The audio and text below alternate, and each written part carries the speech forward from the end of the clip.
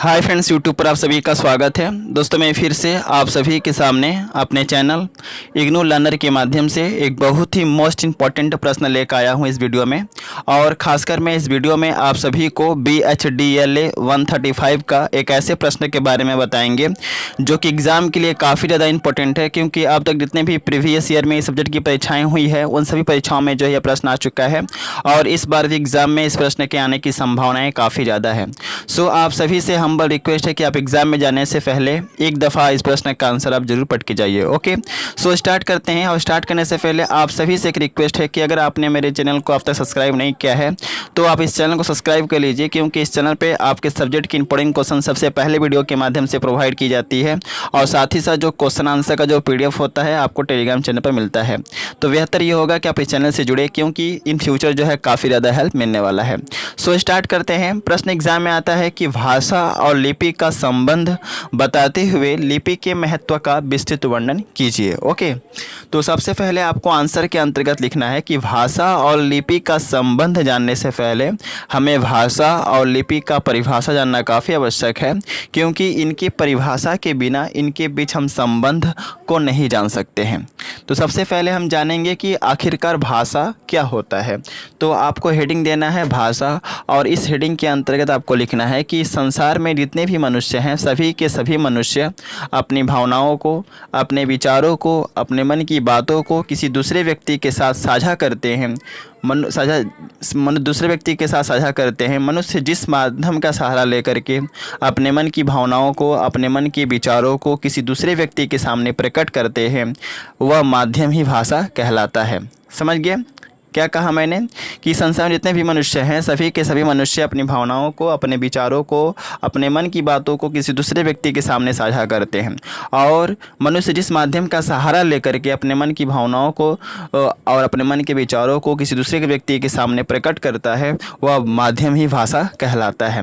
अर्थात हम कह सकते हैं कि संसार में जितने भी मनुष्य हैं सभी के सभी मनुष्य अपने मन की बातों को, अपने मन के विचारों को, अपने मन की भावनाओं को व्यक्त करने के लिए भाषा का प्रयोग करते हैं। किसी व्यक्ति के भाषा के द्वारा ही हम यह समझ पाते हैं कि वह व्यक्ति हमें क्या कहना चाहता है, क्या समझाना चाहता है।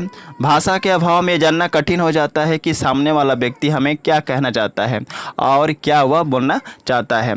भाषा के द्वारा ही हम किसी के भावनाओं को भली भांति और अच्छे तरीके से जान पाते हैं। क्लियर? अगला है लिपि। इस हेडिंग के अंतर्गत आपको लिखना है कि हमारे भारतवर्ष में जितनी भी भाषाएं बोली जाती हैं और समझी जाती है, इन सभी भाषाओं का एक लिखने का शैली होता है। क्या कहा मैंने?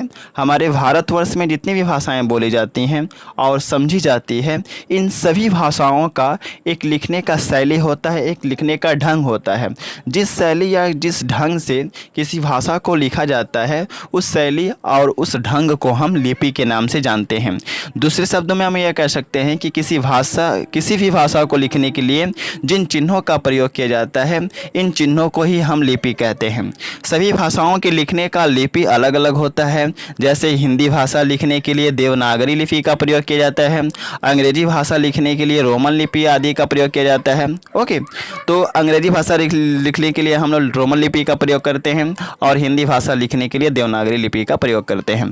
अतः हम कह सकते हैं कि भाषा और लिपि में कोई विशेष संबंध नहीं होता है, फिर भी इन दोनों के बीच में एक घनिष्ठ संबंध होता है।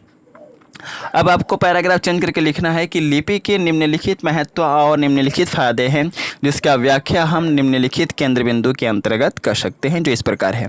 सबसे पहला है 1 नंबर। इस 1 नंबर पॉइंट के अंतर्गत आपको लिखना है कि लिपि का सबसे बड़ा गुण यह है कि हम अपने विचारों को सुरक्षित रख सकते हैं और इस विचार को लंबे समय तक सुरक्षित रखा जा सकता है। अगर हम किसी बात को जब हम बोलते हैं तो वह बात कुछ समय में ही ख़त्म हो जाती है, लेकिन जब हम वह बात को या उस बात को या जब किसी भाव को हम लिखते हैं तो लिखने पर उस विचार को या उस भाव को अस्थायित्व मिल जाता है। अर्थात लिखे हुए अक्षर ध्वनि की तरह मिट नहीं पाते हैं। जिस तरह ध्वनि क्या होता है, बोलते ही वह मिट जाता है, लेकिन अगर हम किसी भाव को या किसी विचार को लिख दिए किसी कागज़ पर तो वह मिटता नहीं है। हम अपने विचारों को खुद बाद में पढ़ सकते हैं। कब? जब हम उस विचार या भाव को लिपिबद्ध कर दिए तब। अगर हम अपने विचारों को लिपिबद्ध कर दिए हम अपने विचारों को थोड़े शब्दों में अत्यधिक व्यवस्थित रूप से लिख सकते हैं और लंबे समय तक यह विचार सुरक्षित रखा जा सकता है। तो समझ में आ गया लिपि का सबसे बड़ा गुण क्या है कि हम अपने विचारों को सुरक्षित रख सकते हैं और जब कभी भी उस विचार को या उस भाव को हम पढ़ सकते हैं। जबकि भाषा में ध्वनि का प्रयोग होता है और उस ध्वनि का प्रयोग करते समय वो ध्वनियाँ क्या होती है, हमारे सामने कुछ समय के लिए रहती है लेकिन वह मिट जाती है। समझ के अगला है 2 नंबर पॉइंट। इस 2 नंबर पॉइंट के अंतर्गत आपको लिखना है कि लिपि के माध्यम से ही किसी भाषा का निर्माण होता है। यानी कि इस संसार में जितने भी भाषाएं हैं उन भाषा को जो निर्माण होता हुआ लिपि के माध्यम से ही किसी भाषा का निर्माण होता है। अर्थात भाषा के माध्यम से जब हम किसी विचार को कहते हैं तो यह विचार लंबे समय तक सुरक्षित रखे जा सकते हैं। विज्ञान सुरक्षित है और यह विचार पीढ़ी दर पीढ़ी आगे जाते हैं। इसी कारण मानव विकास करता जाता है। मानव विकास के लिए लिपि काफ़ी आवश्यक होता है। विकास की यह कहानी ही हमारी संस्कृति है। विकास की यह कहानी ही हमारी क्या है, संस्कृति है। लिपि के कारण हम अपने संस्कृति को सुरक्षित रख सकते हैं। समझ में आ गया क्या कहा मैंने? लिपि के माध्यम से ही किसी भाषा का निर्माण होता है। अर्थात भाषा के माध्यम से जब हम किसी विचार को कहते हैं तो यह विचार लंबे समय तक सुरक्षित रखे जा सकते हैं। आज हमारे देश में हमारे पास पुराने ज़माने की कृतियाँ क्या है, सुरक्षित है।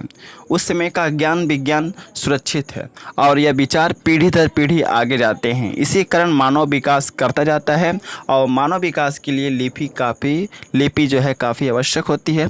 विकास की यह कहानी ही हमारी संस्कृति है। लिपि के कारण हम अपने संस्कृति को सुरक्षित रख सकते हैं। अगला है 3 नंबर पॉइंट। इस 3 नंबर पॉइंट के अंतर्गत आपको लिखना है कि लिपि के माध्यम से ही किसी भाषा का निर्माण होता है। जब लिपि के माध्यम से किसी भाषा का निर्माण होता है तो उस भाषा के माध्यम से ही व्यक्ति संप्रेषण कर सकता है। अर्थात मनुष्य को अपने विचारों को व्यक्त करने के लिए, अपने मन की भावनाओं को किसी दूसरे के सामने प्रकट करने के लिए भाषा का प्रयोग करता है और इस भाषा का निर्माण जो है लिपि के माध्यम से ही संभव हो पाता है। ओके, तो यह रहा लिपि का महत्व। काफ़ी ज़्यादा इंपॉर्टेंट क्वेश्चन है और हर बार जो है परीक्षाओं में आता है। तो जब अगर मान लीजिए एग्ज़ाम में यह प्रश्न आ जाए कि भाषा और लिपि में संबंध बताते हुए इसके महत्व पर, लिपि के महत्व पर विस्तृत वर्णन कीजिए, तो सबसे पहले आपको कुछ पॉइंट भाषा के बारे में बताना है कि आखिरकार भाषा क्या होता है। भाषा का डिफिनेशन देना है, समझाना है एग्जामिनर को कि भाषा आखिर क्या होता है। उसके बाद आपको बताना है कि लिपि क्या होता है। ओके, इसके बाद जा कर के आपको लिपि के महत्व पर आपको 2-3 पॉइंट लिखना है। तो एक लिखने का पद्धति होता है, शैली होता है, जिसके अकॉर्डिंगली जो है एग्जामिनर आपको नंबर देता है। तो बेहतर ये होगा कि मैं जिस तरह PDF में आप सभी को बताता हूँ वैसे ही आप एग्ज़ाम में लिख करके आइएगा। So best of luck for all of you for exam and thanks for watching my video. जय हिंद, वंदे मातरम।